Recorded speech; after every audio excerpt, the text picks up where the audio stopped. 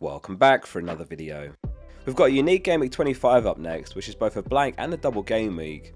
In this one we look at the top players with predicted points to guide your transfer plans and captaincy. Predicted points are courtesy of FPL Review. If you'd like to follow this series and other content on the channel, make sure you're subscribing. Let's start with the goalkeepers, and it's a week where there will be lots of keeper transfers. It's Ramsdale who's top, projected 8.2 points for his double game week. Arsenal are away to Leicester and then home to Everton. Somewhat unlucky to concede last game week, with Villa only registering 0.51 XG. Partey has always been a big miss when he's out for Arsenal, and if he's back for the double that will be a huge boost defensively. Though Jorginho a very capable player at Arteta's disposal compared to past options. You're probably tripled up on Arsenal already, so let's skim over the rest of the goalkeepers. Alisson also deserves a mention. 5.4 mil is steep, but he was outstanding in the win over Newcastle, racking up a 7-pointer and keeping a clean sheet despite 2.05 XGC. Pickford and Sarr are the two other goalkeepers that are worth a mention. Dyche has had the expected impact on Everton's defensive solidity, and Gameweek 24 was their second clean sheet in 3 since taking charge. It's a double game week for Everton consisting of Aston Villa home and then Arsenal away. The Villa game in particular is where the clean sheet hopes lie. That said, Everton were able to shut Arsenal out in a 1-0 win a few weeks back. He's only 4.4 mil, guaranteed to play in Game Week 28, which is likely the biggest blank game week of the season. These are the Game Week 28 fixtures and the chances of them becoming a blank, courtesy of Ben Crellin. Have a check which goalkeepers you own and what their expected involvement is that week. If for example you own Ederson and Ward, then you could consider an Ederson to Pickford switch, with Man City roughly 96% likely to blank in Game Week 28 and Leicester roughly 80% likely. Therefore you potentially gain 2 fixtures, one now and one in Game Week 28. Considering the price difference between Sarr and Pickford, plus Wolves not guaranteed to play in Game Week 28, then Sarr's an avoid. All other goalkeepers on the projection is to be avoided this week as well.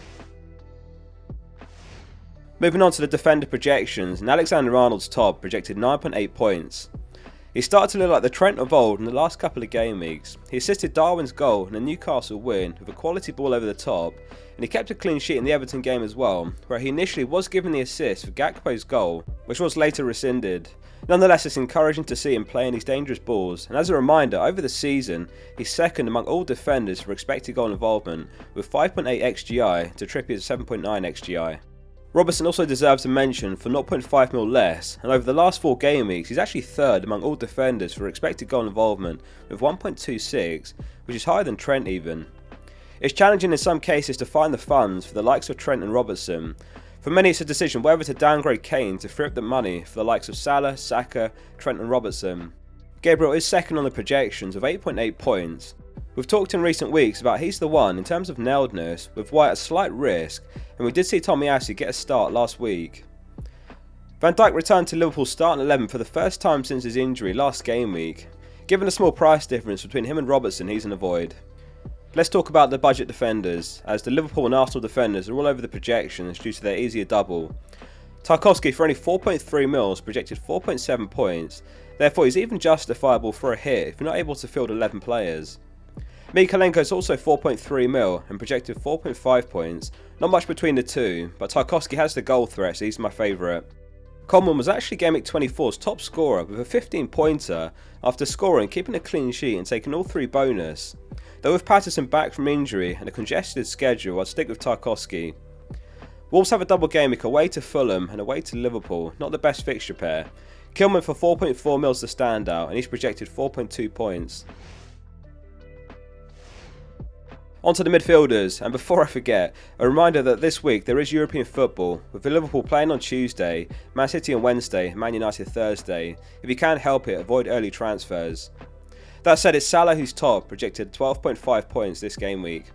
Liverpool looking much better the last couple of matches, as has Salah with a quality assist to Gakpo versus Newcastle on the weekend, and he scored back in Game Week 23.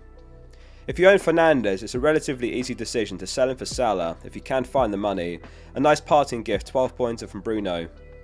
De Bruyne owners have more of a decision to make, as he could certainly outscore Salah in one game as he faces Bournemouth, though on the other hand he could be benched like Mahrez was, while Salah's pretty much a locked in 90 minutes per game.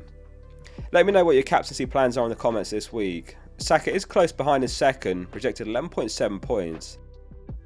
It's not worth ripping your team up if you already have 3 Arsenal assets like Nketiah, Ødegaard and Gabriel, but if you own White or Martinelli it's worth consideration.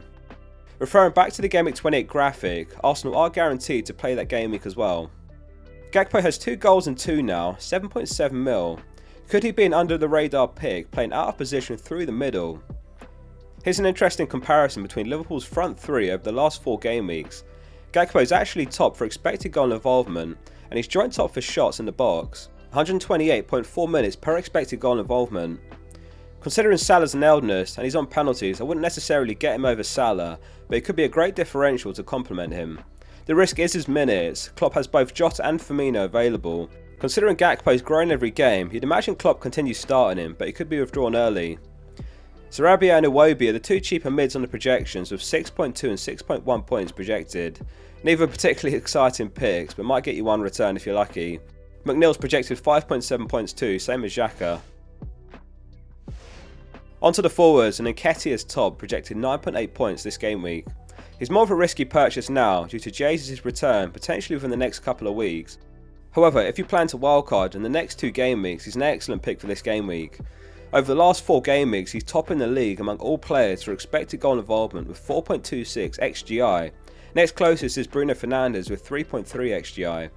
Darwin's projected 7.3 points and he has a goal and an assist in his last 2 games, including a very well taken touch and goal against Newcastle. It's a clear gamble, but if you're a Kane owner, there is the option to sell him for Darwin, which helps you free up the money for Salah or Trent Alexander-Arnold, or even both. A disappointing blank from Haaland against Forest last game week, and there's no reason to captain in this week. Yes, it's a good fixture again, but the likes of Salah, Saka and Ødegaard available as captains in the double game week, so they're more logical.